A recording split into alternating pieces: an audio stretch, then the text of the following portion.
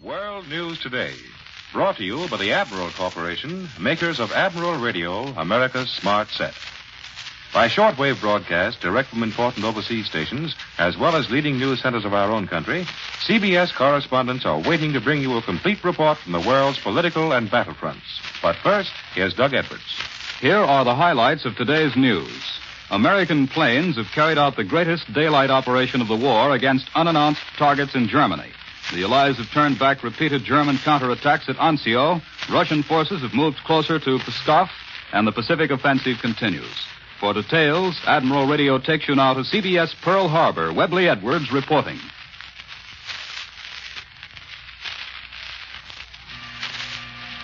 A characteristic of the Japanese is that he does not perform well in the face of the unexpected. I have seen him, in a sudden emergency, do either of two things. Either become sullenly inactive or go all to pieces, as we say. The Japs' plan of defense in the Pacific has been pretty badly bent, if not indeed broken up, by current unexpected attacks of the forces of Admiral Chester Nimitz in the Central Pacific. The Jap seems to be reacting characteristically.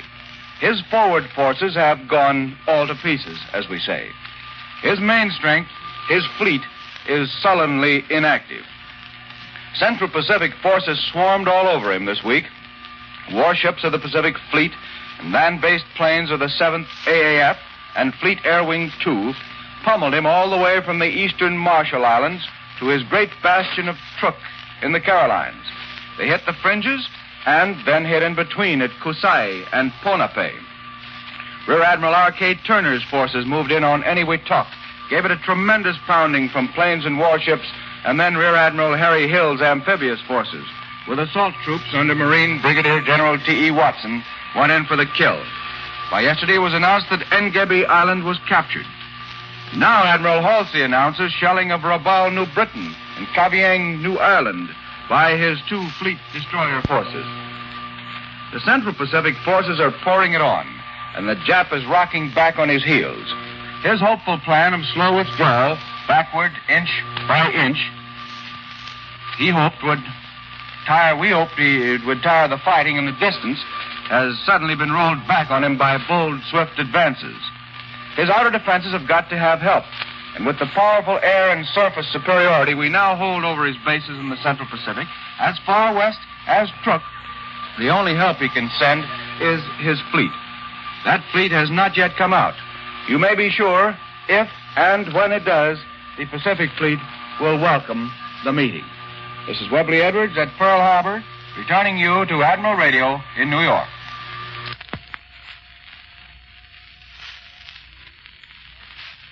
More news in just a moment, but first here is Warren Sweeney with a word from Admiral Radio. One of the many combat uses of radio, such as Admiral is now building, was dramatically portrayed during the recent invasion of Roy and Amur Islands in the Kwajalein Atoll. Two Marine Corps officers, flying over the atoll, broadcast every detail of the bitter fighting between our Marines and the Imperial Japanese Guard. Marine headquarters was kept precisely informed of developments just as they happened, where fighting progressed according to schedule, where reinforcements were needed, where bombing or strafing from the air would be helpful, and when an artillery barrage from guns on nearby islands or from ships should be lifted or lowered. The two officers flew high and low, gleaning every detail of information possible to help in the speedy conquest of these Japanese island bases. They were shot at many times, as testified by their riddled planes, but their cool, concise descriptions of the fighting were invaluable to the final outcome of these battles. Thus, radio continues to play its important part in every invasion. Admiral workers are glad Admiral Corporation is contributing so much to ultimate victory. When victory comes, Admiral's production facilities, expanded to meet wartime needs, will be converted to the building of your new and better Admiral, America's smart set. Now, here once again is Doug Edwards. Marshal Tito announced today that Yugoslav partisans attacking the Germans in eastern Bosnia encountered stiff resistance in a battle for Rogatica, 30 miles east of Sarajevo. A large portion of a railroad station 15 miles east of Ljubljana was destroyed. And now for the news from the Italian battlefronts and an interview with one of our airmen who saw quite a bit of fighting before he parachuted to safety. Admiral Radio takes you to CBS Naples. John Daly reporting.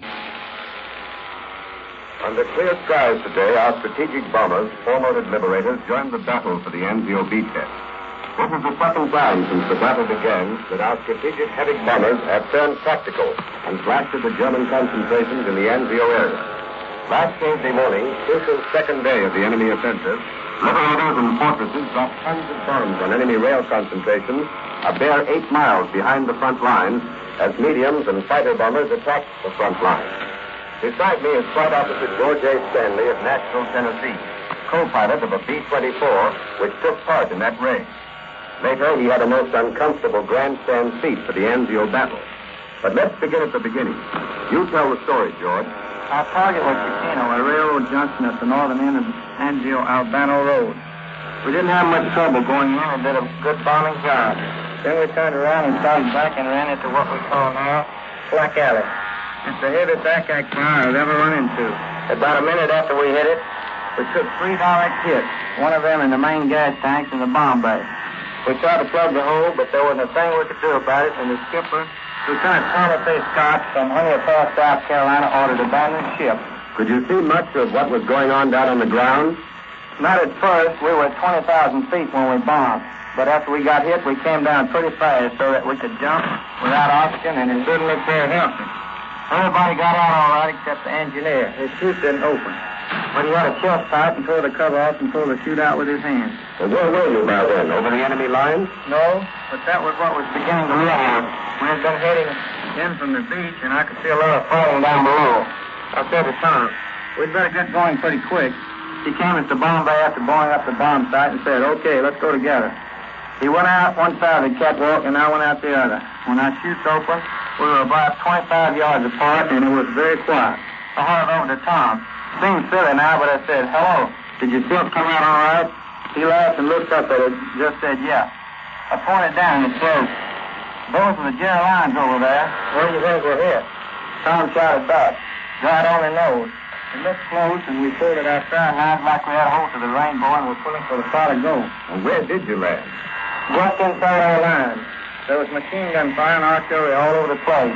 We were digging a hole to get into when some parachute boys came out and got us. The ship blew up overhead about that time. We came out of the beachhead on an LSC yesterday. Well, what are you going to do now, George? Tom Scott is off getting another ship for us, and we'll be flying again another day or two. It's going to be good to get back and help the boys up at Anzio. I never realized what a tough job the infantry boys had before. 24 hours on the ground up there was enough for me. Now back to CBS in New York. American airmen in Britain today made their biggest attack to date on Germany. For available details and for an interview with one of our Thunderbolt pilots, Admiral Radio takes you now to CBS London, Charles Shaw reporting. The United States Air Force has just completed the greatest aerial daylight operation of the war. A bulletin on the operations, received within the hour, says heavy bombers of the 8th Air Force attacked major units of the German fighter aircraft industry. They were escorted by American, British, Canadian, and other Allied aircraft. Possibly more than 1,500 airplanes were over Germany today, including more than 800 bombers. Prior to today, there were no major American raids on German targets this week, but that doesn't mean that the Germans had a rest. Out went the fleet deadly Thunderbolt Thunder bombers, fighter planes equipped with bombs to blast enemy planes on the ground to knock them out of the skies. The Thunder bomber is used most effectively as a dive bomber, actually an invention of the United States, but popularized by the Germans in the early days of the war. Our Thunder bomber version of the dive bomber was introduced in this theater last December by a group commanded by Lieutenant Colonel Glenn E. Duncan, a 25-year-old resident of Houston, Texas, holder of the DSC, DFC, the Silver Star, and Air Medal. Colonel Duncan, what would you like to tell us mainly about your job? Well, the P-47, or the Thunder Bomber as we call it, is just another means of raising Cain with a Hun. The Thunder Bomber was planned primarily as a fighter plane for the protection of bombers, but American ingenuity resulted in the present use of the plane. It was thought that the P-47 should be a high-altitude plane, operating no lower than 20,000 feet. But we soon decided that we didn't have to just patrol the substratosphere. There was skepticism at first as to whether we could hit anything with our bombs. They learned differently since. The Thunder Bomber, as a fighter, is a threat to the enemy in the air. But if Jerry wants to hide, if he won't come up and fight, we blast him out of the ground. Well, I take it your main bombing targets are airfields. Well, not necessarily. Just at the present time. We pick out dispersals, hangars, and other buildings on enemy fields, and we can do pinpoint bombing. Even though the Thunder Bomber is not a formal dive-bombing ship, our pilots are good enough to go down and carry out their missions with precision. And I can't say enough for those pilots. I've seen them line up to volunteer for missions, regardless of how dangerous they may be, or whether they may have experiments on new tactics. If they can keep getting the equipment, they'll surely use it to advantage. Well, do you have reason to believe that the enemy dreads your approach? When they see us coming, they're even scared to taxi their planes. The Hun used to think that he was safe from the P-47 if he could get away from high altitude and go down low. But we continue down with him now, even though we're well inside his home territory, and catch him at minimum altitude or on the deck. Well, Colonel, what change does it make for pilots to perform dive bombing instead of using their planes as straight fighters? If you give the pilots the idea they're going to tear the hell out of the Hun, they can adjust themselves to any idea. They want to fight. The more weapons they have, the more they'll fight. Well, thank you, Colonel Duncan. We take you now to CBS Cairo, George Murad reporting. This is the story of 500,000 Jews in Palestine. Persecuted people, refugees, talented, idealistic men and women. A handful of Europeans who tried to build a nation of Jews on stony, unproductive soil. On April 1st, their hopes and heartbreaking labors of 25 years come to a dead stop. By terms of the white paper, Palestine's gates will close, leaving the Jews a 1 out of 3 minority, surrounded by an Arab world. The situation in Palestine is tense. The night I arrived in Jerusalem, time bombs exploded in the government immigration office at Haifa, Tel Aviv, and Jerusalem. This week, 2 British constables were shot and killed by Jewish radicals. The situation is terribly complicated. I can only tell you that the positions of each side leave absolutely no room for compromise. We regret that the broadcast signal from Cairo is not up to standard.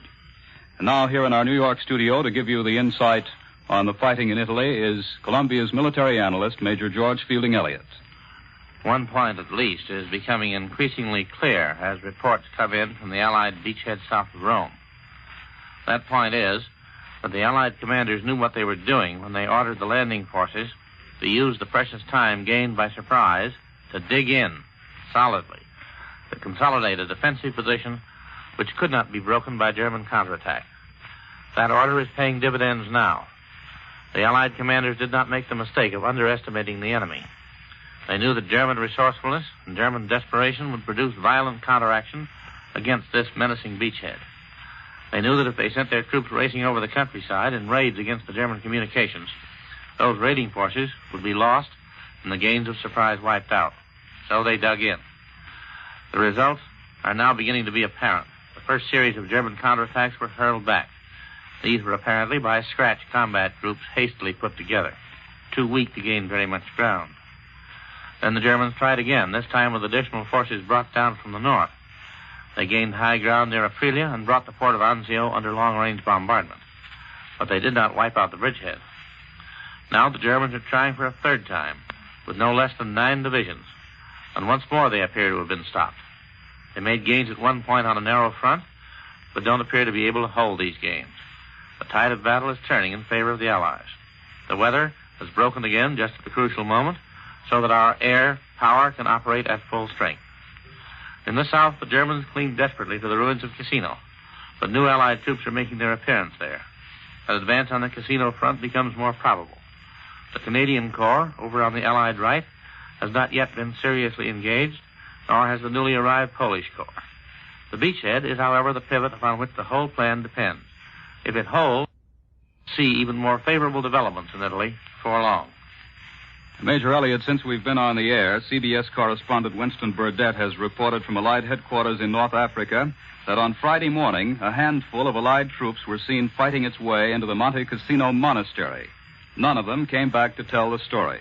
Since then, we've not tried to storm the place again, pointing out perhaps the toughest obstacles of all in the Cassino sector were the Abbey Hill sectors.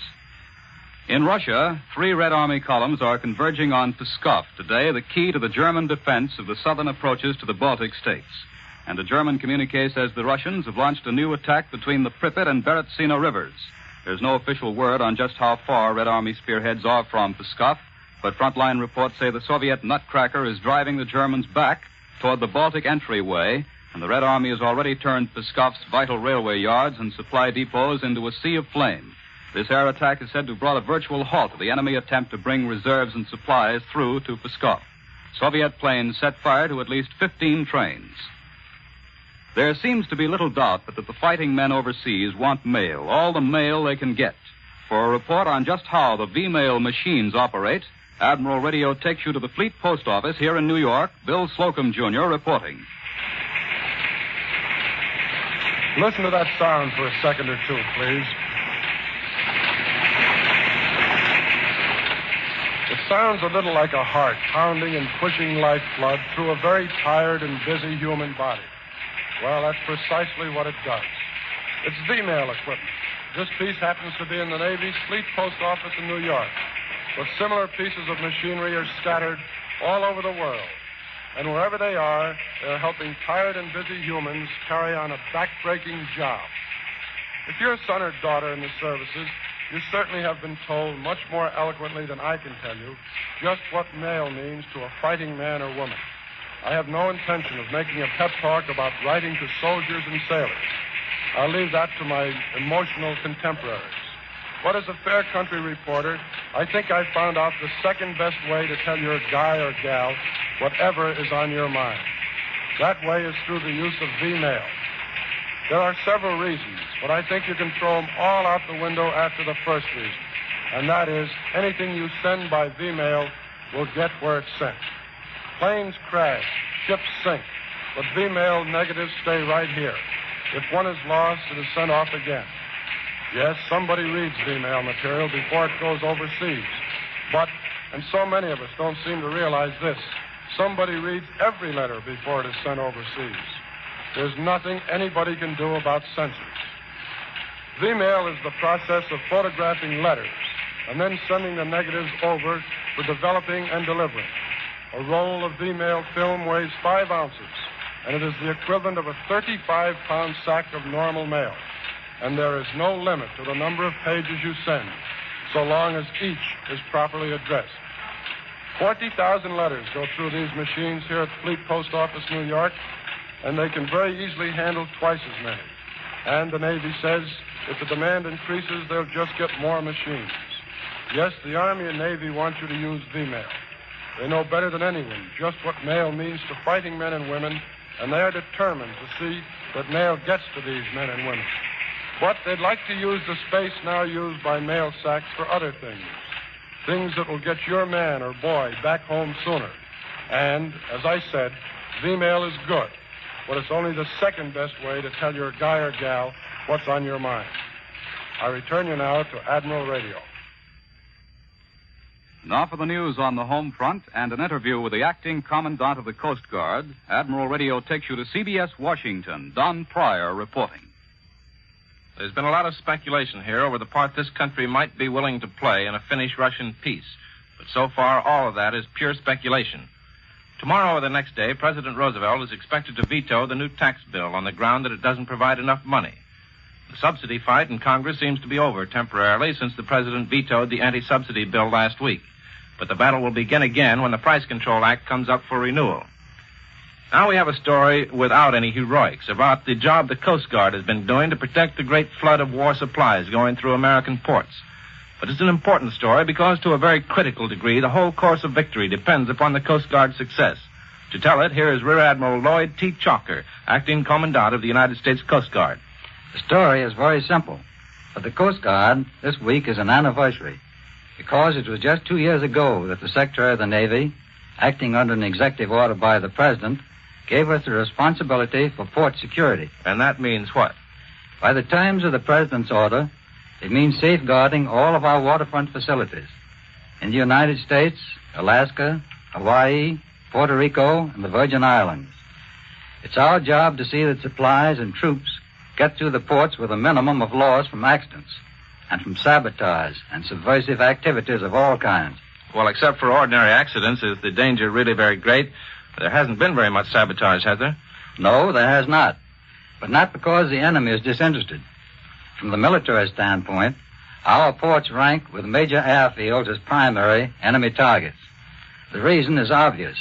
Except for bombers and certain small items that can be transported by air, every piece of war equipment that we send abroad has to be funneled through our ports.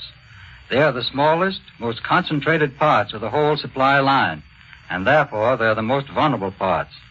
If the enemy could strike an effective blow there, it would be more valuable to him than most costly attacks on our enemy convoy at sea. In the last war, there were many waterfront disasters caused by enemy agents. The famous Black Tom explosion alone cost 5 lives, injured more than 100 people, and destroyed more than $25 million worth of property. In this war, there has been nothing like that. In fact, our losses in port this time have been almost unbelievably low, actually lower than in peacetime, in spite of the astronomical increase in shipments. For instance, fire insurance claims in one big eastern port during the year 1940-41 amounted to more than $5 million. During the same period in 1942 and 1943, they were $450. In other words, we've cut the losses way down, while the volume of shipments has increased enormously. Well, that really is an impressive record, Admiral Chalker. How do you account for it? To tell the truth, it's better than we expected. But the reason for it is simple.